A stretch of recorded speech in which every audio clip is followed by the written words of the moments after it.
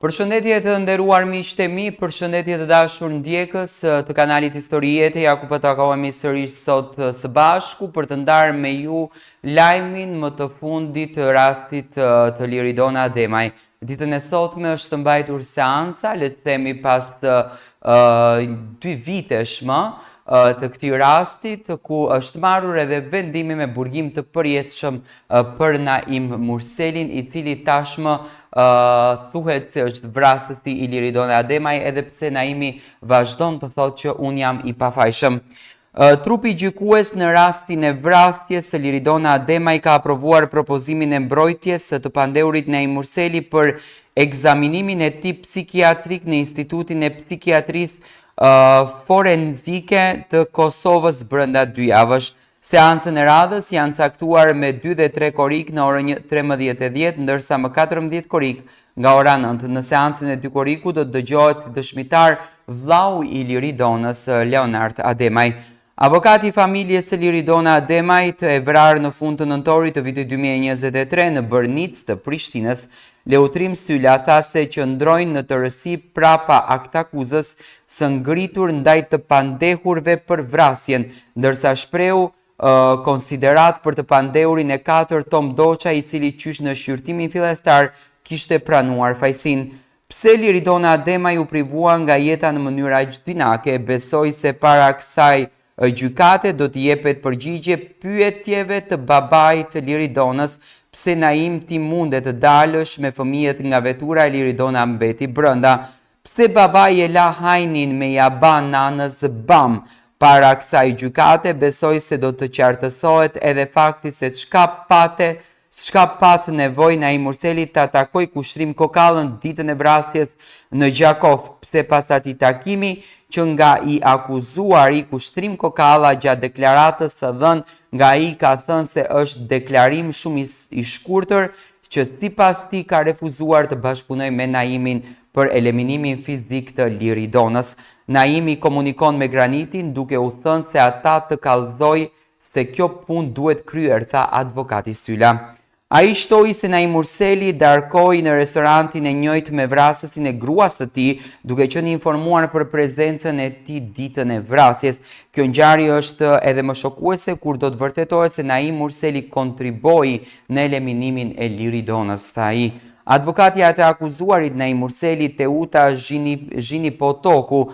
tha se pala mbrojtëse thekson se prokuroria nuk ka paraqitur prova bindëse për rastin. Trupi gjykues në rastin e vrasjes së Liridona Ademaj ka aprovuar propozimin e mbrojtjes së të pandeurit Naim Murseli për ekzaminimin.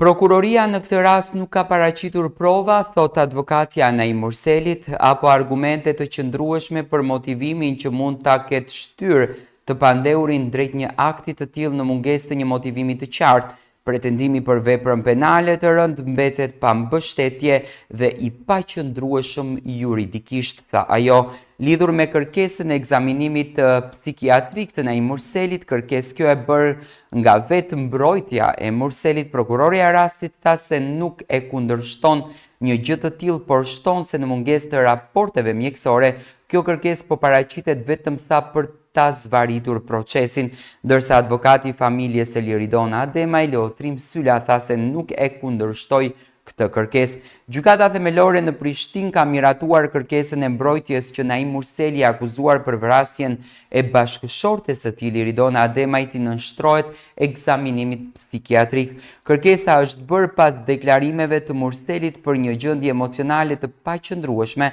dhe për mendime vetvrasëse gjatë qëndrimit të tij në paraburgim. Sipas vendimit të gjykatës, ekzaminimi psikiatrik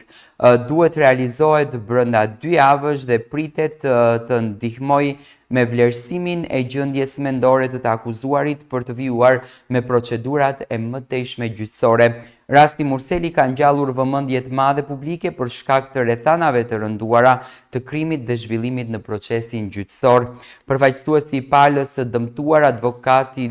Leutrim Sylla, në gjykimin ndaj Murselit, Granit Plavës dhe Kushtrim Kokallës. Në fjalën përfundimtare të mërkurën para gjykatës themelore në Prishtinë, tha se presin që gjykimi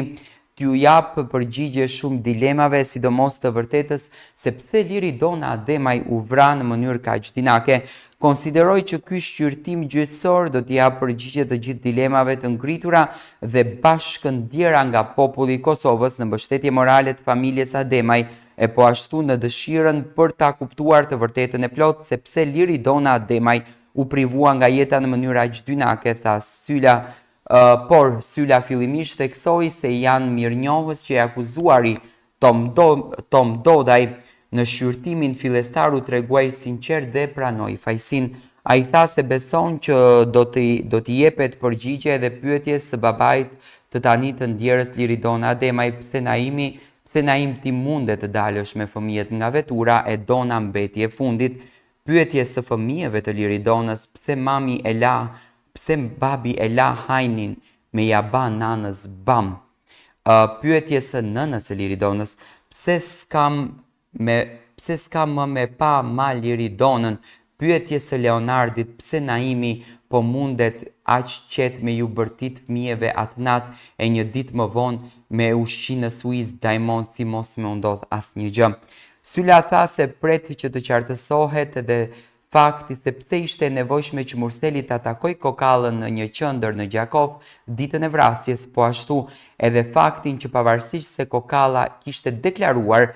se takimi kishte qenë i shkurtër dhe kishte refuzuar bashkëpunimin, Naimi kishte komunikuar me Granitin duke i thënë se kjo punë duhet të kryhet. Po ashtu tha se presin që sqarohet se pse Naimi kishte shkuar bashkë me Plavën të blej armë, e të cilën e pagoi vetë Murseli, e dorëzoi atij dhe shkruan deri te vendi i ngjarjes. Aty u ndan për të lënë që të ndodhte ajo që ndodhi. Besoj që ashtu si gjithë populli i Kosovës para kësaj gjykate nuk do të mbetemi të pashokuar se si do të vërtetoj që Naim Murseli darkoi në restorantin e njëjtë me vrasësin e gruas së tij dhe duke qenë informuar për prezencën e tij, kjo ngjarje është edhe më shokuese kur do të vërtetoj që Naimi kontribuoi drejt për drejt me kontribut fizik në eliminimin e Liridonës, tha Sylla. Në fund tha se pret që gjykimi do të përfundoj me dënim meritor për të akuzuarit. Fjalën e advokatit Sylla dhe të prokurores e mbështeti vëllai tani të ndjerës Liridona Ademaj. Prokuroria rastit Javorka Perlençeviç në fjalën e saj tha se prokuroria ka paraqitur akt akuzën mbi baza të qëndrueshme dhe prova të mjaftueshme. Pas provave të mjaftueshme të mbledhura dhe gjatë krahasimit të njëjtave, prokuroria konsideron se kundër të akuzuarve Naim Murseli, Granit Pllava dhe Kushtrim Kokalla, ku prokuroria ka paraqitur akt akuzën për kryerjen e veprës penale që u ngarkohet të akuzuarve gjatë prezantimit të provave të mbledhura dhe krahasimit të tyre, prokuroria vlerëson se ekziston dyshimi bazuar se të akuzuarit i kanë kryer veprën penale për të cilën po ndiqen. Dyshimi bazuar ndaj të pandehurve mbështetet në prova të shumta materiale dhe në deklaratat e vetë të akuzuarve të cilët janë dhënë gjatë fazës hetimore përfshirë edhe para policisë, tha prokuroria. Më 15 janar, prokuroria themelore në Prishtinë kanë ngritur akt akuzën ndaj Naim Murselit, Granit Pllavës, Kushtrim Kokallës dhe Tom Dodaj në seancën e parë të mbajtur më 31 janar. Tre të akuzuarit ishin deklaruar të parafajshëm derisa Dodaj e pranoi fajsin e ja kishte shitur armën Kokallës. Domethënë, këto janë të rejat më të fundit në fakt që kanë të bëjnë me rastin e Naim Murselit. Naim Murseli ka kërkuar disa ditë që të shkon të shtrihet, të ndjekën disa kura psikiatrike në spital në Prishtinë, ndërsa me datën 2 dhe me datën 3 pritet që sipas të gjitha gjërave të merret një vendim ku dyshimet janë që ky grup të shkojë me burgim të përjetshëm, pasi që do zbulohen të gjitha përgjigjet edhe të fëmijëve, edhe të nënës, edhe të vllaut, edhe të vet advokatit Naim Murselit.